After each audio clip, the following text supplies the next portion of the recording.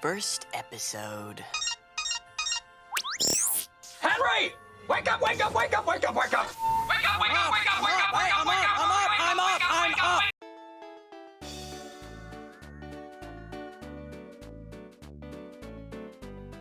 Hello fellow YouTubers, my name is AJ Pearson and I decided to do something a bit different. Aside from visual puzzles, I decided to do reviews of movies, TV shows, video games, etc. and see how many reactions I get. If most of you like the review, then I might keep doing them. So, for this first review, I'll be looking at what is considered a big decider for watching new shows or channels: the premieres. A series premiere can be a huge factor on whether or not a new show is worth your time. If there's one thing I've learned from watching both live action and animated television, is that first impressions are everything, especially if a show involves an overarching story or theme. While there have been some duds, there have also been some gems, and that's what I'll be looking at. For this list, I'll be looking at the firsties that I feel best set the groundwork for the remainder of their series. I'm also basing my choices on three things: story, genre, and characters. These choices are episodes from the actual show, not the pilots. So stuff like "What a Cartoon" pilots or "Oh Yeah, Cartoons" pilots won't be included, since they serve as early shorts. Keep in mind that there might be a few spoilers here and there. Without further ado, let's begin my first review. Wow, that rhymed!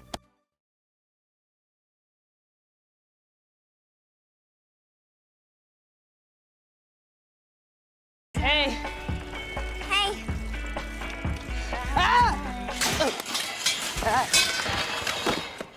Zoey 101 is probably the black sheep of Schneider's Bakery, as it was a comedy teen drama that doesn't feature a laugh track. Of the shows they created, Zoey 101 is a low-key favorite. Not something that I binge watch, but rewatch on occasion. The first episode I say does a decent job of setting up the series, but suffers from a few drawbacks. A teenage girl named Zoe Brooks, played by Britney Spears' younger sister Jamie, is excited about attending a boarding school named Pacific Coast Academy, or PCA, which is allowing girls in for the first time. After unpacking, she meets a nice but clumsy guy named Chase, who introduces her to the campus and meets her two roommates, Boy Crazy Nicole and Rude Dina. After seeing the guys play basketball, Zoe wants to play the game as well, but then an obnoxious narcissistic dude named Logan turns down her offer. It's really cute that you want to try out, but there's no girls team at PCA. So we'll try out for the guys' team. Yeah, doesn't work that way. Sorry. This leads to Zoe challenging Logan to a basketball game, as she tries to round up the other girls, but they're still unconfident. While the plot is pretty basic, as well as some of the characters, and the show doesn't exactly have an ongoing story, this episode does a decent job of, as many first episodes should, setting up the main theme and the characters. Zoe serves as the heart and team leader, the one that motivates the other characters, while Logan is the rather nasty antagonist who underestimates Zoe. I couldn't find any major problems with this episode, although the whole girls can be just as good as boys plot does feel kind of generic, and I've seen this in just about every show or sitcom I can think of. Other characters like Michael and Quinn aren't properly introduced until the second episode, and there's also a few toilet humor jokes. That was me. So what's the matter? That's the matter. This is a girls' dorm, and that is clearly not for girls. For what it's worth though, the first episode does sprinkle in the recurring plot point of Chase's recurring crush on Zoe. Overall, I'm not exactly in a rush to binge watch this show, but if you were a fan of Zoey 101, or Schneider's Bakery for that matter, then there's no better place to start than here.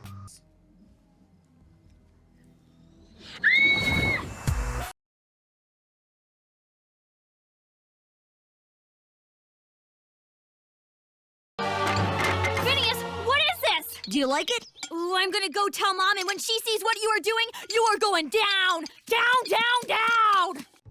Phineas and Ferb's legacy is something that is held in high regard as the show is still remembered, and new people are still discovering it.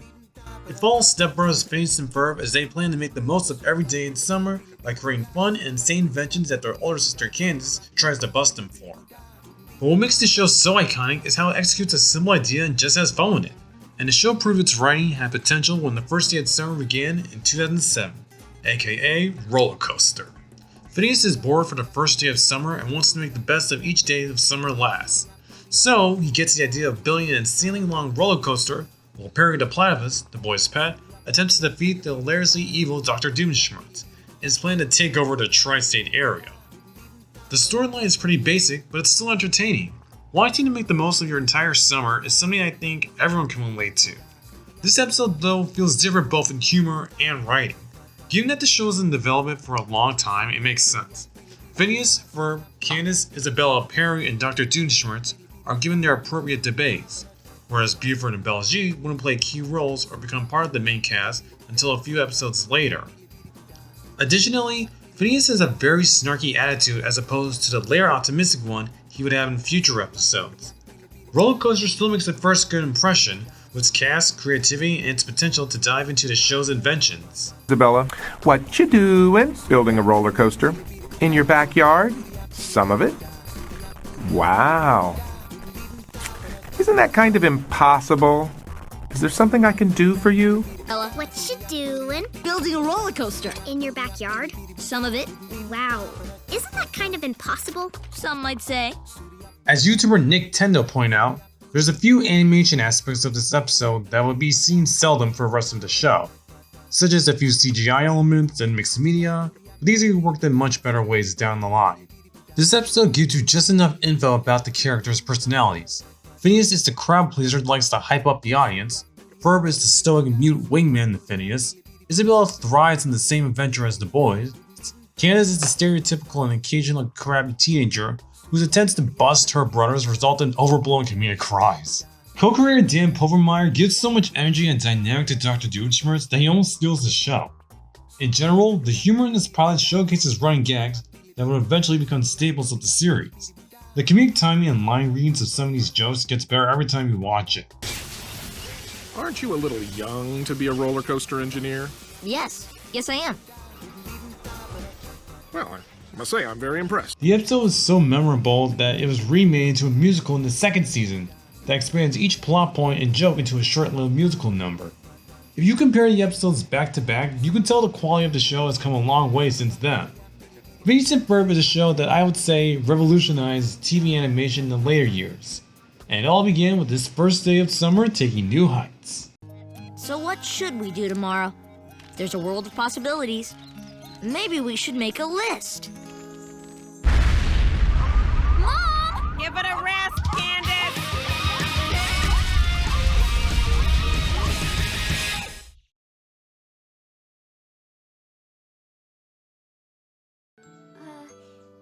Hello?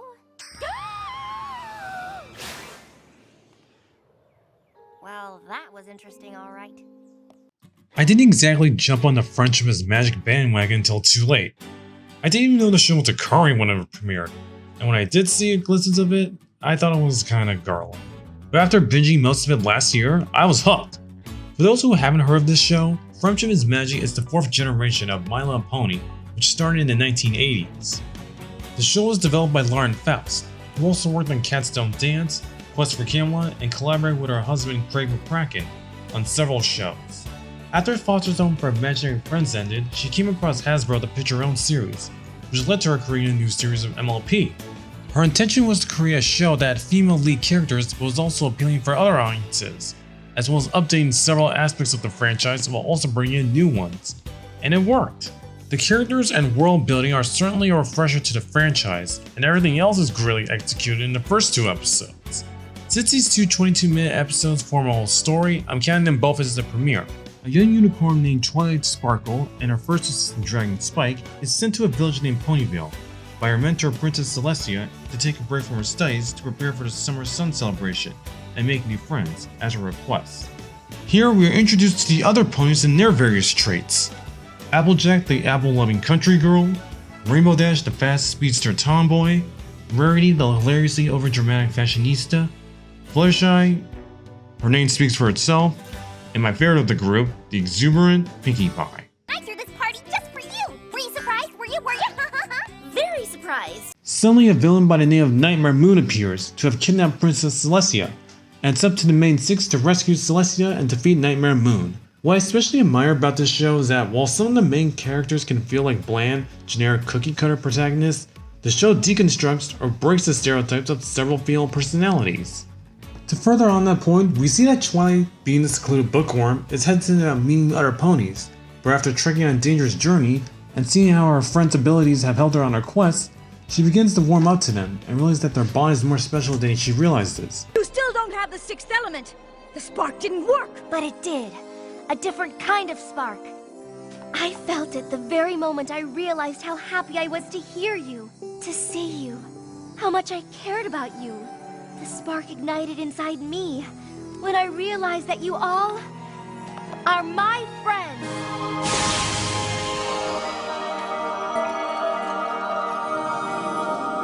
There are some flaws, like some details or plot points aren't made clear. Like when Twilight is dangling off a cliff, Applejack tells her to let go, and when she does this, she looks up, implying that Fluttershy and Rainbow will catch her. But rather than tell her exactly that, she just says let go. Let go. Are you crazy? No, I ain't. I promise you'll be safe. That's not true. Now listen here. What I'm saying to you is the honest truth. Let go, and you'll be safe. I get that she represents the element of honesty, but if that's the case, I feel like she would have been more clear with her. I also appreciate small plot points that foreshadow future events. We get to see most of Equestria's various recurring locations that would be shown for the rest of the show from just 2 episodes. What also helps set the new tone of the show is that there's a mix of both peril and suspense with lighthearted elements. Like the second part of the premiere has Pinkie Pie singing a catchy song about facing danger with positivity. Wonder if that works for me.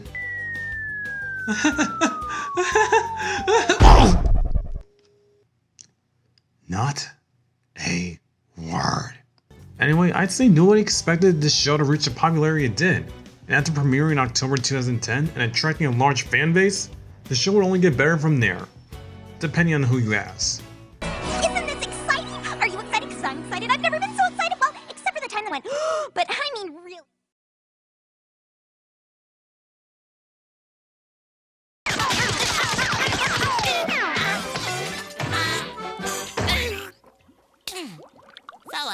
When do I start? SpongeBob SquarePants is one of my favorite Nickelodeon shows from the classic years. However, over time, the franchise has had its low points, especially after the late Steven Hillenburg stepped down to become an executive producer after the SpongeBob SquarePants movie. With the show still going on in later years, it seems to be getting a bit worse. However, I'm not here to talk about seasonal rot. I'm here to talk about how it all began in 1999.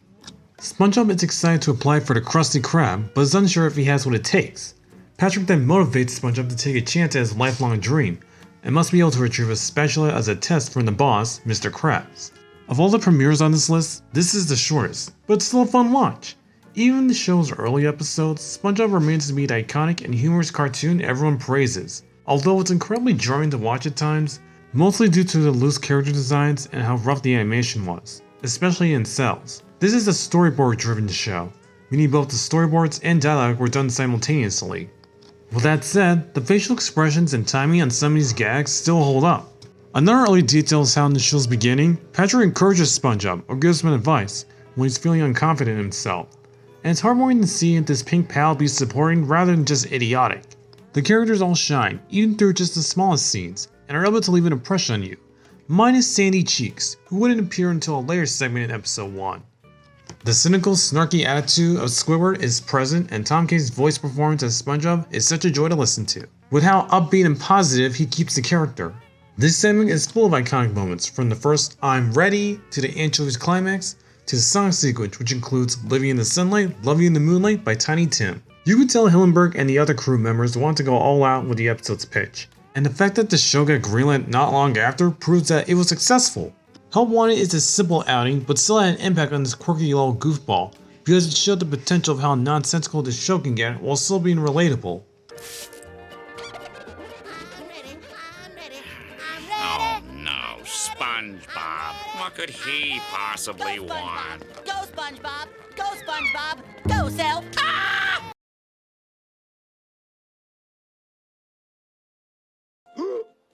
Hey, Santa, what's shaking, man? What's your name, partner? Little partner? Well, I'm Bart Simpson. Who the hell are you? I'm Jolly Old Saint Nick. Oh, yeah? We'll just see about that. Speaking of things that may never seem to end, what else can be said about The Simpsons that hasn't already been talked about? Probably nothing at this point. Anyway, The Simpsons is a satirical show about a blue-collar dysfunctional family created by cartoonist Matt Groening. They first appeared in some shorts for The Tracy Ullman Show, and then was picked up by Fox to become a primetime animated series beginning in 1989. It was one of the first animated series to evoke human emotions the same way a regular family TV show would, and Simpsons Roasting on an Open Fire does just that. When the Simpsons plan to celebrate Christmas, Bart attempts to get a tattoo for his mother, which only shocks her, and must pay a huge chunk of money to remove it.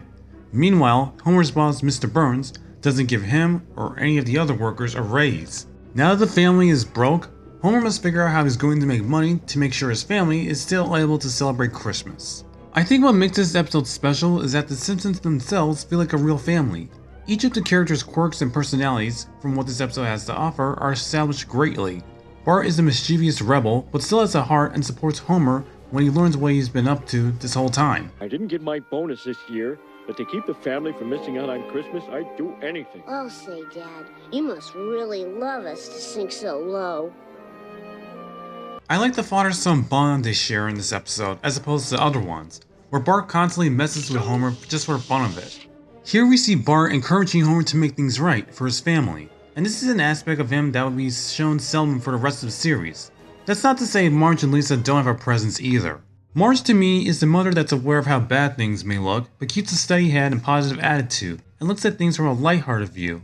While Lisa doesn't affect the plot, we get signs of her gifted and intelligent nature, and how she idolizes Homer in a way. Well, I wish you wouldn't, because aside from the fact that he has the same frailties as all human beings, he's the only father I have. Therefore, he is my model of manhood, and my estimation of him will govern the prospects of my adult relationships. So I hope you bear in mind that any knock at him is a knock at me, and I am far too young to defend myself against such onslaughts. Go watch your cartoon show, dear. The one who carries the heart of the episode is Homer himself. At first, he comes up as a stingy, grumpy father with a bad attitude, but we see that he does care about his family, and will do anything to make them happy, especially on the holidays. Whether it's illegally chopping down a pine tree to make a Christmas tree, or taking classes to become a mall Santa. Something that will not be as present in the later seasons is Homer's sensitive side, and how he strives to do the right thing for others. There's no sign of jerk-ass Homer here. Mr. Simpson, you dropped your pork chop.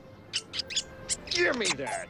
Other supporting characters also help flesh out the world of Springfield, such as Ned Flanders, Patty, and Selma, who either serve as a foil or the catalyst for Homer to better provide for his family. Or local drunk Bartley Barty Gumble, who helps Homer get money by convincing him to get a job as a mall Santa, or betting on a dog at a racetrack, which leads to Santa's little helper being taken as part of the family. You can tell this is one of the earliest episodes produced, as the classy Chupo animation is rough around the edges, with some off-model characters and a few animation errors here and there. It's surprising that this episode was written by a freelancer, Mimi Pond, who not only despised the holiday, but she's also a cartoonist who unfortunately didn't join the writing staff at the time. This wasn't even the first episode to be made. The real first episode was Some Enchanted Evening, the first episode to be produced, but due to animation problems overseas, it was pushed to the end of the season for refinements. Regardless, I think Simpsons Roasting on an Open Fire makes for a better introduction anyway. Add in some good jokes, cultural references, heartfelt moments, and you've got a high-rated sentimental present from Fox. TV has taught me anything. It's that miracles always happen to poor kids at Christmas. It doesn't seem possible, but I guess TV has betrayed me. I am Motherboard. Uh-oh. Mother who? We're in for it now. She's probably FBI. I've had my share of PBS Kids when I was younger. Heck, I still revisit the channel every now and then just to pass the time. There's one show in particular that I always remember for not being afraid to raise the stakes for children's adventures: Cyber Chase. This early 2000s edutainment show was about 3 kids that get transported to a digital cybernetic world called cyberspace, where the trio, with the help of a robotic, klutzy bird named Digit, use math and logic skills to stop the arrogant cyber villain of the series, Hacker. He prefers the hacker, but that's another story. Now, unlike the previous shows I've talked about, Cyber Chase has an ongoing story arc, in which this one is about fixing Motherboard, ruler of cyberspace. Similar to the premiere of Friendship is Magic, the show isn't afraid to raise the stakes, or put the characters in challenging situations where they could die. Lost My Marbles greatly exemplifies these aspects. While in the library, the three kids, Jackie, Matt, and Inez, become the pawns in a scheme set up by Hacker to infect Motherboard with a virus, weakening her. The genius inventor known as Dr. Marbles, the only one that can fix Motherboard's virus, is then kidnapped by Hacker and taken to an island. So now the kids, with the help of Digit, have to save Dr. Marbles. There's a bit to pack in, but otherwise I feel this episode does a much better job of setting up all the major events and elements of the series than the ones I mentioned previously. We see that despite the kids not fully understanding or adjusting to the world's cyberspace just yet, they still make the effort of helping Motherboard and Dr. Marbles. We get an idea of Digit's past, resentment, and regret of working with Hacker through a small bit of dialogue. You work for Hacker? I'm not proud of it, okay? If Mother B hadn't rescued me and set me straight, I'd still be wreaking havoc. I also like how instead of just being a bunch of generic flat kids, you get a sense of the traits they have that helps set them apart. Jackie wants to plan ahead and be organized, Matt is more adventurous and wants to jump in at the moment, and Inez is the more logical and knowledgeable of the trio. The other characters are all puns derived from either math or computer related terms, such as Motherboard, Hacker, Buzz, Delete, Digit, you get the picture. Speaking of math, the biggest staple of this show is how it works math into situations the characters face. What's so clever about this is how, even though it can feel a bit forced, the math aspect is incorporated in a way that's relevant to the plot. This way, it teaches the target demographic how math can be applied in the real world, and they're still learning about the topic in question. The show itself, while not particularly funny, has some genuine laughs from time to time. Even though the relationship between Hacker and his robot henchman is a typical intelligent villain with mindless lackeys trope you've seen before, it leads to some pretty amusing antics between the three. Inez has a snarky remark when meeting Motherboard for the first time. Right, and I'm Xena, warrior princess. Christopher Lloyd and the late Gilbert Gottfried both give entertaining performances as Hacker and Digit respectively. You mean that pompous piece of cyber trash? That green-faced bag of wind? Why, Digit, I didn't know you still cared. Hacker, I was just reminding everyone how brilliant and powerful you are. Lost My Marbles is a great sign of how the show isn't afraid to challenge the characters or the audience, and those aspects help push this premiere up on the list. And as of now, the show just finished its 13th season. Whether it'll continue or not, especially with the passing of one of its actors, I hope the show will be able to take more risks that test the character's knowledge. I was hoping you'd say that. Stay tuned, Earthlies. You'll be hearing from us. Let the monster hunt begin! Don't die! Amphibia ended 5 months ago, and is considered to be one of Disney's best animated programs in recent years. I became a fan of the show since mid-2020, when the show was in its 2nd season. I didn't think too much of it at first, but the more I watched, the more I became invested, much like Friendship is Magic. The show follows spunky teenager Anne Boochoy as she is mysteriously transported to a frog-based, bug-infested world called Amphibia, specifically in the town of Wartwood. With the help of her newfound family of frog farmers, try saying that 5 times fast, she tries to figure out a way back home. The premise is simple but entertaining enough to sit back and enjoy. The show is the creation of former Gravity Falls storyboard artist Matt Brawley, who based the show from his adventures as a kid in Thailand. I can't think of a single animated piece of media that depicted Thai culture, so kudos to him for taking influence from his childhood. This and other shows like Big City Greens feel like successors to Gravity Falls, both in characterization and comedy, which is probably why I like them so much. But anyway, I can say that Amphibia got off to a fine start with Anne or Beast for setting up more than what you think. An aquarium player named Wally freaks out over a strange creature, so hyperactive adventurous frog Sprig Planter sets out to find said creature, in an effort to prove he is responsible. Turns out the creature is Anne, who's been living sick and tired in the forest, and the two befriend each other. The friendship between Anne and Sprig will be the focal point of the entire show. We see their bond progressing naturally just through friendly conversation and standing up for each other. That's not to say the rest of the Planter family make an impression. Hop Hop has a very snarky demeanor to fit his grumpy, curmudgeon character, and Polly's witty, spunky quips eventually made me her favorite character of the entire show. Oh, Polly, look. Candy. Bribe accepted! In general, the humor is another shining point, as it blends between self-awareness, pokey fun and tropes, black comedy, character lines, and fast-paced dialogue. We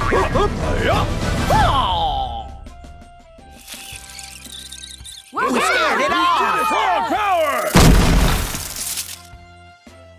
Nope, that scared it off. Yeah, that makes more sense. The charm of this humor applies to the background characters too. The fact that Hop Hop casually comments on the angry mob implies that this regularly happens in the village. The voice cast in this show is stellar. Having two actors associated with Disney, Brendan Song and Bill Farmer, is a stroke of genius. But really, it's the small things that make this premiere special and give it a whole new outlook on the rest of the show. Like how it sets up Sprig having a constant character arc of being responsible for the entirety of season 1, or how it foreshadows Anne's true powers as she holds her own against the praying mantis monster. The only other notable thing I could talk about is that there was a deleted scene. Hop Pop and Sprig might be soft, but I'm not convinced about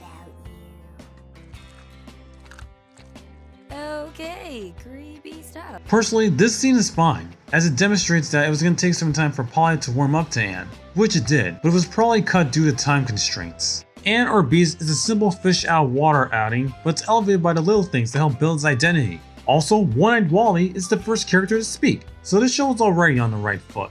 You're not a beast at all. You're a hero. An ugly, ugly, ugly hero. Call me ugly again and maybe I will eat you.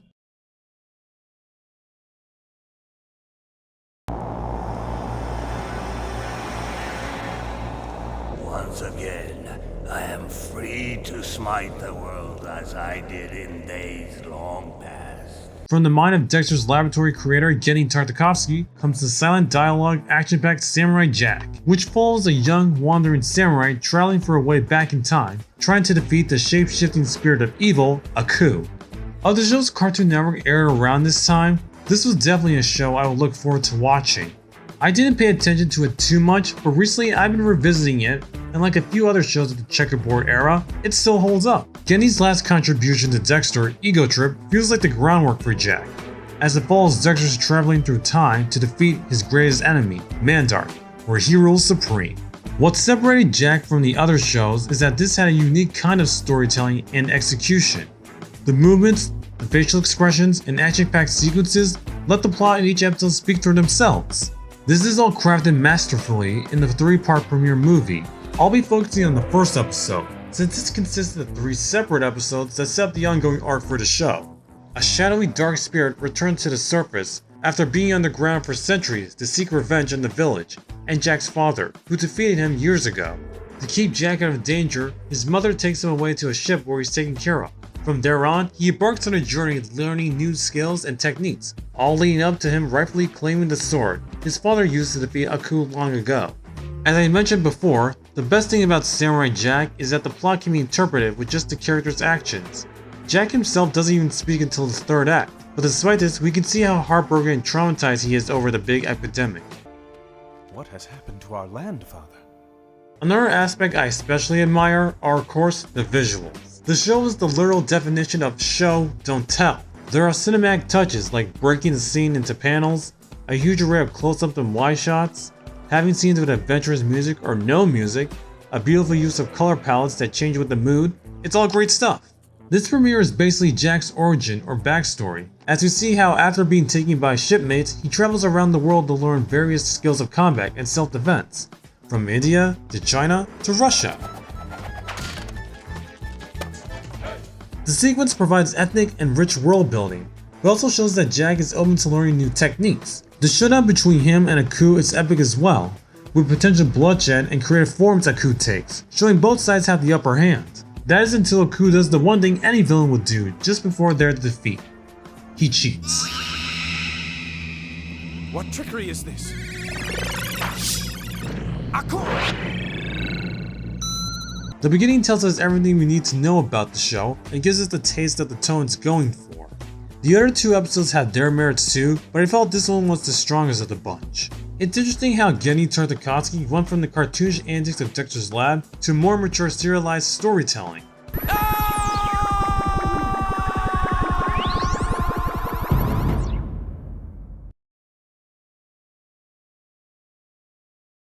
Space. It seems to go on and on forever. But then you get to the end and the gorilla starts throwing barrels at you.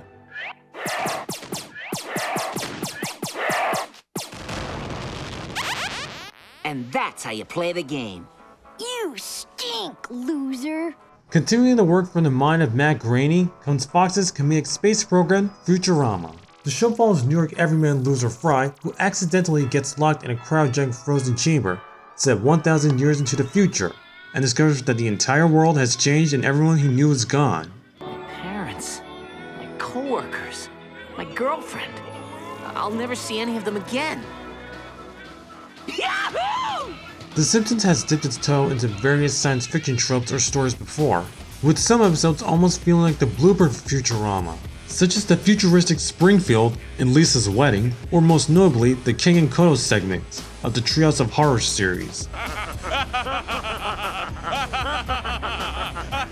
Whereas The Simpsons was Matt Groening's take on the American family, Futurama's Groening's take on science fiction culture. Personally, I prefer this show to The Simpsons for having more likable or relatable characters and arcs, as seen here in Space Pilot 3000. As I mentioned before, Fry is a loser who was tired of shortcomings in his life on Earth. His girlfriend dumped him, he had a low-paying job as a pizza delivery boy, his bike was stolen. Needless to say, his life sucked. He isn't an unlikable protagonist or incredibly idiotic, just someone who makes poor or reckless decisions. Though even in the future, he still has his shortcomings. Leela, the spunky, one-eyed alien, has an apathetic mentality about being labeled to just one job, but later we see that deep down, she feels like an outcast, as she was abandoned by her parents. You can't possibly understand what it feels like to be so alone. I understand. I'm the only one-eyed alien on this whole planet. My parents abandoned me here as a baby, and I don't even know what galaxy they were from. I know how it feels to be alone.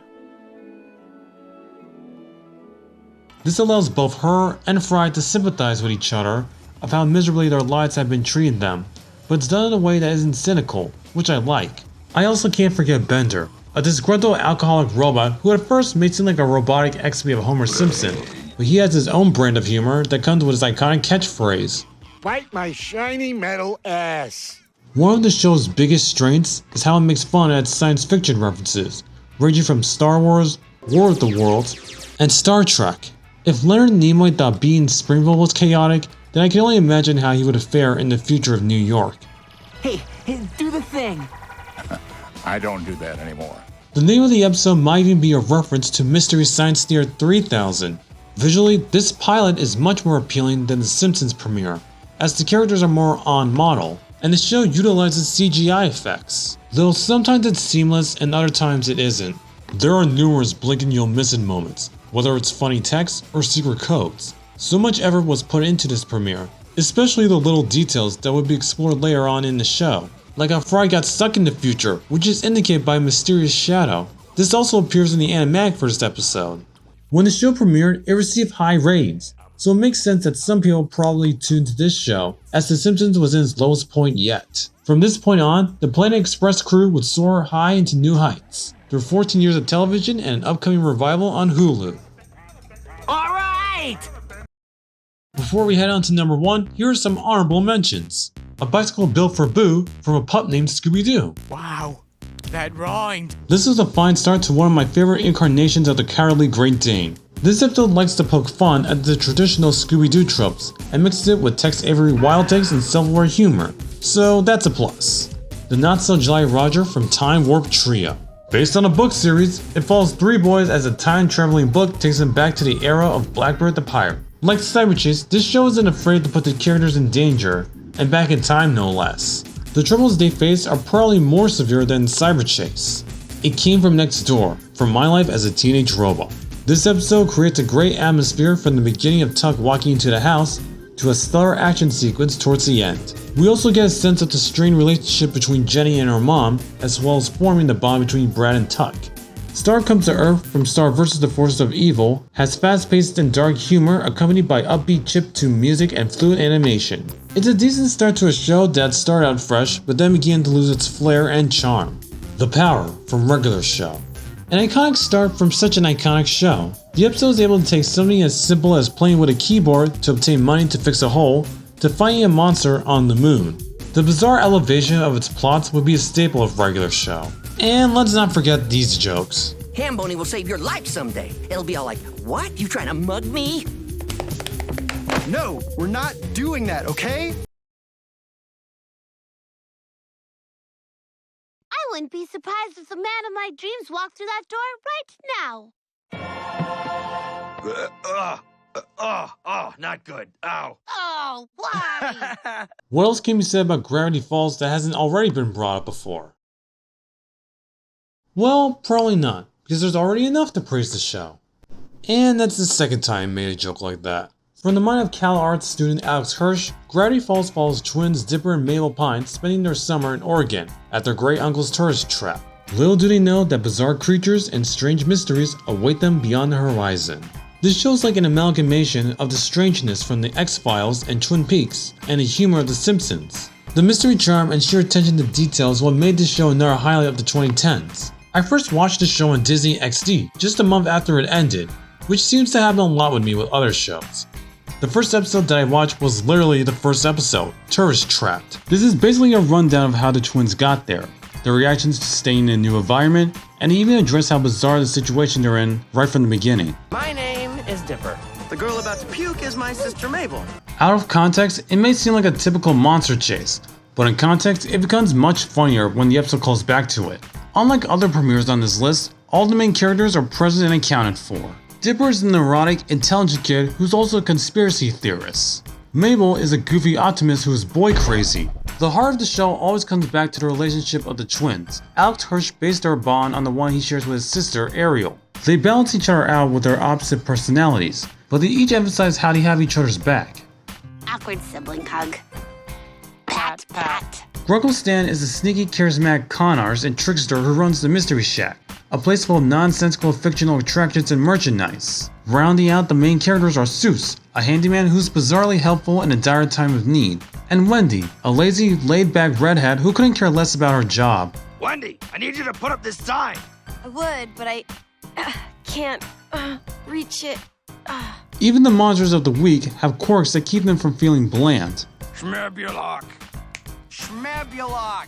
Yes. Similar to Futurama, the strengths of Gravity Falls, from my perspective, are its humor and hidden details. The jokes in the show just write themselves. Some are based on visual humor, some are self-aware, some come from character lines, and others serve as Chekhov's guns. Like when Dipper tries to prove to Mabel that her boyfriend isn't what she thinks, he accidentally flips to a page that displays gnomes. A simple gag like that is disguised as an important plot point. What sets this show apart from other Disney shows is how it was able to push the envelope on what was appropriate for children's television.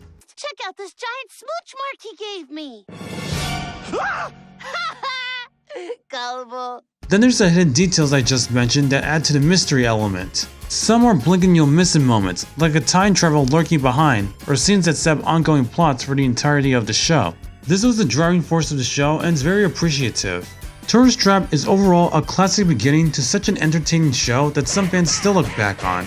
So much so that Alex Hirsch and the voice actors for Dipper and Mabel did a table read the first episode in February 2016 as a mini celebration of the finale, and I'm glad I was able to catch the show when I did. Zombie! Somebody say Crombie? What is that, Crombie? It's not even a word. You're losing your mind. And that's about it. I think the joy of watching these first episodes is seeing how far their respective shows have to come to reach the popularity they did. Not all of them scream perfection, and some of the choices on this list are a bit weak in some areas, but that's how any show that starts out is. It takes a while for them to find their footing and attract attention from viewers. Some of the ones I've talked about received group reactions or reanimated projects. If that doesn't speak how memorable these debates are, I don't know what will. And there's probably other premieres that I've completely forgotten. So let me know in the comments which ones you think should be on the list. Thank you all for watching. I hope to continue these reviews for as long as possible. I'm AJ Pearson, and until next time, be sure to encounter hyperactive pink horses with caution. Here's a little teaser for my next review planned.